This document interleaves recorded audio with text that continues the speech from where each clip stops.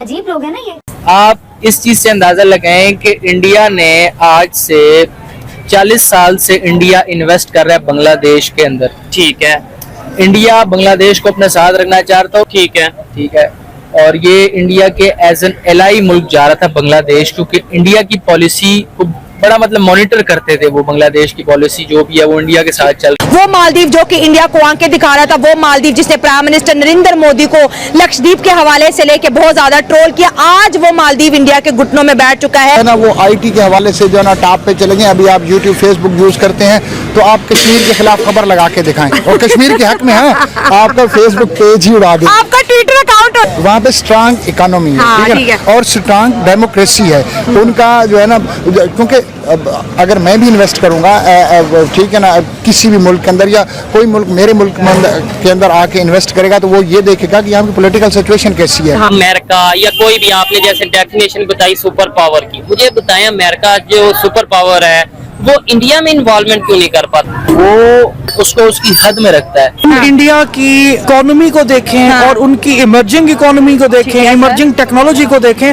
हाँ। तो ये एक गिव एंड टेक का सौदा है। 28 आइलैंड इंडिया को मालदीव गिफ्ट कर। जय हिंद दोस्तों, इस वीडियो में बात करेंगे मालदीव जिस तरह से घुटनों पे आया है उसी तरह से बांग्लादेश भी भारत के घुटनों पे आता हुआ दिखेगा। मालदीव ने करंटली भारत को 28 आइलैंड्स गिफ्ट करने की बात की है, और इसी तरह से बांग्लादेश भी भारत के लिए कुछ न कुछ स्टांस ले सकता है। लेकिन जब तक कट्टरपंथ बांग्लादेश में हावी है तब तक भारत और बांग्लादेश के रिलेशन में खटास बनी रहेगी।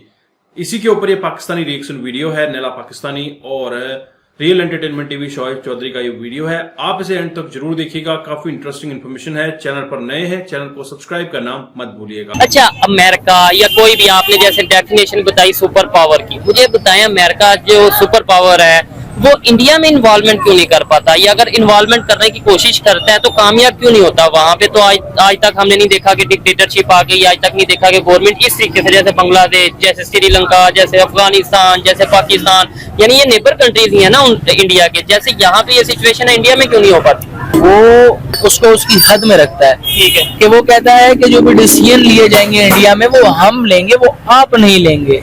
हाँ, आप पे कोई एजेंडाज हैं जो हमारे एजेंडाज के साथ अलाइन करेंगे, हम उसको जरूर फोकस करेंगे। जिस तरह रॉ FBI कोऑपरेट करती है सारे एंटी टेररिज्म में। हमारे इधर अगर प्रोटेस्ट लेट्स सपोज होते हैं ऐसे, तो किसी ने PTI का फ्लैग, किसी ने नून लीग का फ्लैग, किसी ने पीपल पार्टी का फ्लैग उठाया होता है। मतलब इधर हम पार्टीज में बटे हैं, शिया सुन्नी में बटे हैं, उससे आगे बहुत सी चीजों में बटे हैं। ऐसा ही है जी, ऐसा ही है। ठीक है। क्या समझते हैं पाकिस्तान में मिनॉरिटीज की अगर बात कर लें, और ओवरऑल पाकिस्तान की सिचुएशन बांग्लादेश जैसी होती नजर आ रही है? नहीं जी, पाकिस्तान की सिचुएशन बांग्लादेश जैसे नहीं हो सकती, क्योंकि अगर होनी होती तो उसी टाइम हो जाती जिस टाइम इमरान खान को निकाला गया था, या फिर 9 मई को हो जाती वो सिचुएशन। ठीक है। कि हुक्मरान भाग जाते और वो जो काबिज हो जाते और वो वापस आ जाता। वो रेवोल्यूशन टाइप जो खान साहब के अंदर था कि पाकिस्तानी कौम को जगाया जाए, वो नहीं हो सका। तो मेरा नहीं ख्याल कि अब ऐसा कोई मौका आएगा। हम खुश होते हैं, जैसे अभी हम खुश हो रहे हैं कि लो जी बांग्लादेश में इनकलाब आ गया, बांग्लादेश के स्टूडेंट्स, लेकिन यही चीज हमारे इधर आएगी तो तब हम खुश होंगे।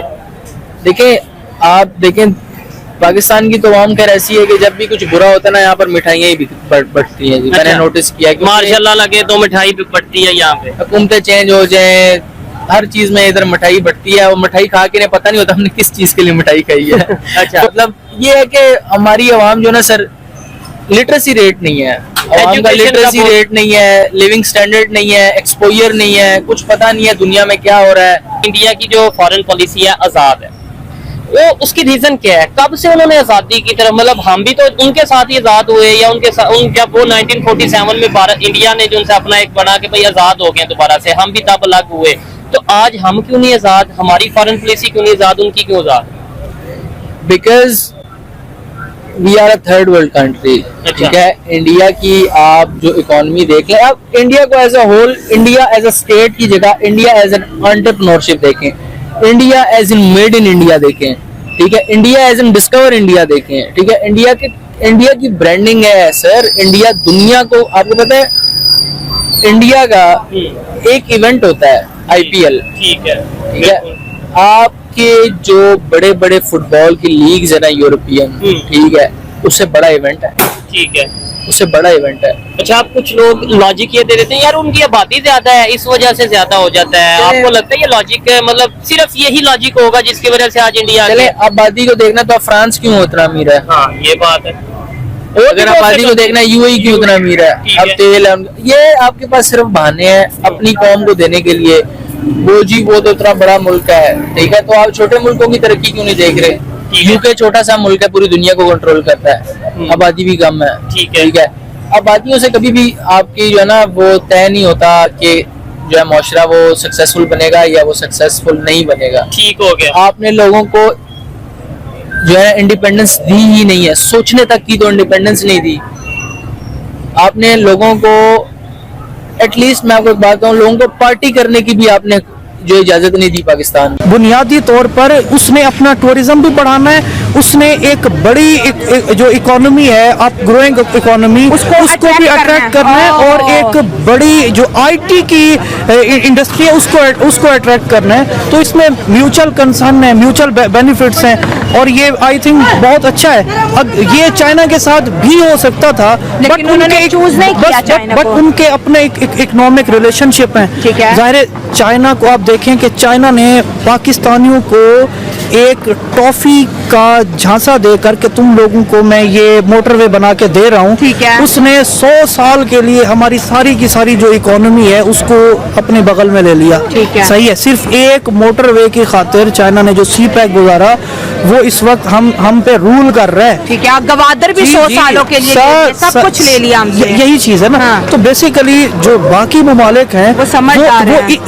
इस तरह के ट्रैप से बचने की कोशिश करते यस, हैं। मेरा ये क्वेश्चन था कि मालदीव, क्योंकि उसने एक वक्त था 3-4 महीने की पहली बात है, प्राइम मिनिस्टर नरेंद्र मोदी का इतना मजाक बनाया, उनके लिए बुरे बुरे लफ्ज बोले और उनके हालात बिल्कुल आप कह रहे कि नॉर्मल नहीं थे, दोनों के बीच फ्रेंडशिप खत्म, भागा भागा चाइना के पास था ना। गया। वो हाँ। आपको पता है मोदी को आप लाख गलत कह लें बट मोदी ने अपना जो इमेज है, जो डिजिटल इमेज है या सोशल मीडिया का इमेज है उस पे इतना डोमिनेंट है कि आज आप इंडिया में अगर हूँ या यहाँ से आप वीपीएन लगा के इंडिया आप अपने आप को साइन करके आप स्क्रॉल करें तो आपको मोदी का ना फकत अच्छा फेस नजर आएगा बल्कि ये नजर आएगा कि मोदी ने कितनी डेवलपमेंट की। तो दोस्तों आपने ये वीडियो देखी, आपने ये देखा कि मालदीव को समझ आ चुका है कि चाइना के ट्रैप में नहीं पड़ने का है।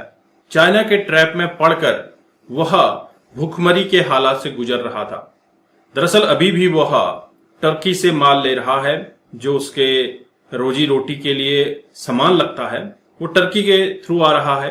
भारत से पंगे लेने के बाद जिस तरह से उसने नरेंद्र मोदी को ट्रोल किया था, वहां के मिनिस्टर्स ने भारत के खिलाफ बात की थी, भारत ने जिस तरह से अंडमान निकोबार द्वीप को नरेंद्र मोदी ने एक्सप्लोर करने की कोशिश की थी, वहां पर उन्होंने टिप्पणी की थी, फिर भारतीयों ने मालदीव जाना ही बंद कर दिया। अब मालदीव की इकोनॉमी चलती है टूरिज्म के ऊपर। भारतीय जानते हैं कि किस देश को किस तरह से झुकाना है। इंडियंस ने मालदीव जाना बंद कर दिया और टूरिज्म पे चलने वाला देश बैठ गया। इंडियन गवर्नमेंट को वह अपने 28 आइलैंड गिफ्ट करने की बात कर रहा है और वही हालात जिस तरह से बांग्लादेश में बन रहे हैं। बांग्लादेश में अभी क्राइसिस चल रहा है। बांग्लादेश में रोक लगी थी कि आप 2 लाख से ज्यादा का कैश नहीं निकाल सकते, लेकिन आज के डेट में सारे बैंक्स बंद हैं, सारे एटीएम बंद हैं और कुछ एटीएम जो ओपन थे उनको लूट लिया गया है। दोस्तों बांग्लादेश में कट्टरपंथ इतना हावी हो चुका है कि तमंचे, गंडासे, गन, तलवार, छुरियां सब लेके ये सड़कों पे उतरे हैं और माइनॉरिटीज की हत्याएं कर रहे हैं। आपने एक वीडियो मीडिया पे देखा होगा जहां पे बांग्लादेशी सोल्जर हिंदुओं के साथ बर्बरता कर रहे हैं, वह उनको पीट रहे हैं, मार रहे हैं और कट्टरपंथी नारे लगा रहे हैं। दोस्तों ये वो देश है जिसको बनाने के लिए भारत ने मेहनत की और वहां पर रह रहे हिंदुओं ने अपना खून बहाया। आज उन्हीं के देश में उन्हीं के लोगों के द्वारा ये बर्बरता की जा रही है और दुनिया भर में प्रोटेस्ट चल रहे हैं। लेकिन हमारे देश के कुछ हुक्मरान हैं जो ये बातचीत नहीं करना चाहते। भारत की लगातार पैनी नजर बनी हुई है। भारत ने अपना एक जासूसी विमान भी बांग्लादेश बॉर्डर के आसपास भेज दिया है और बीएसएफ अलर्ट पे है। लेकिन क्या बांग्लादेश के हिंदुओं को उनके हक हुकूक मिल पाएंगे? बांग्लादेश की स्थिति भी क्या मालदीव जैसी हो जाएगी? क्या बांग्लादेश भी अब भूखमरी की जिंदगी जिएगा या फिर बांग्लादेश पाकिस्तान की राह पर चल पड़ा है कि बांग्लादेश भी अगला पाकिस्तान है। पाकिस्तान तो खुश है, पाकिस्तान कहता है कि हमने 1971 फिर से करवा दिया है। अरे मूर्खो, बांग्लादेश पाकिस्तान से ही अलग हुआ है, तुमसे ही कट के एक टुकड़ा अलग हुआ है, और उसको इस तरह से तख्ता पलट होता हुआ देखकर तुम्हें इतनी खुशी मिल रही है, क्योंकि बांग्लादेश के कुछ कट्टरपंथी पाकिस्तान में भी बिलोंग करते हैं। आप देख रहे हैं भारत के आसपास जितने भी नेबरिंग कंट्री हैं, सभी में कुछ न कुछ प्रॉब्लम्स लगी हुई हैं।